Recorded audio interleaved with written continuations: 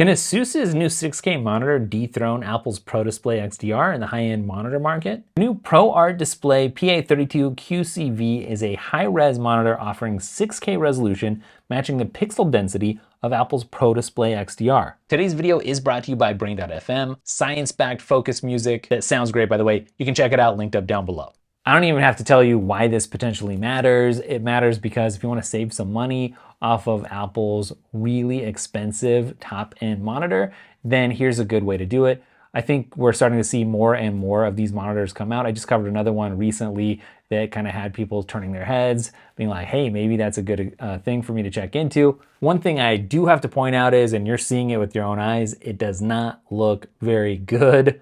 Especially compared to Apple's design. I think we can all say that. If this ends up costing $1,200 though, like it sounds like it's going to, that's gonna be quite a steal, I think. And you're not really focused on how does it necessarily look in terms of the design, but you're talking about, well, that pixel density, how does the image look? And if you're a certain type of professional and on a certain type of budget, then you're like, yeah, this might look really, really good in terms of its appeal. I think some angles look better than others. Someone said, too bad it looks like it's for accountants. Regardless though, the main thing is a competitive alternative, has similar resolution at a fraction of the cost. Now, as Olier points out here, it's not gonna have the insane specs of the ProDisplay XDR, and that's true, it doesn't have professional grade features like the ProDisplay XDR. So if you do need a certain level, which admittedly a lot of people out there don't, most people out there don't, of professional features, then this isn't gonna satisfy you ultimately.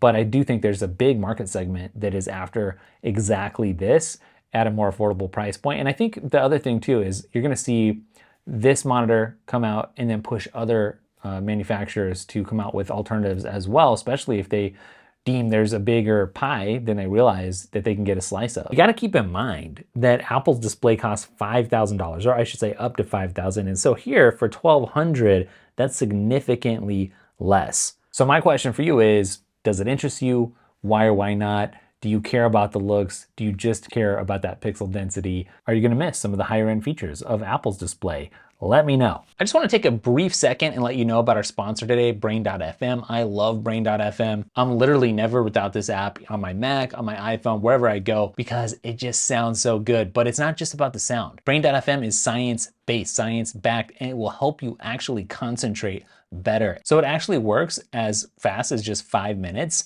And I love the interface, and it just really has quite an effect. Check it out. As you can see, people really love it. And if you check the link down in the description, you get 30 days free.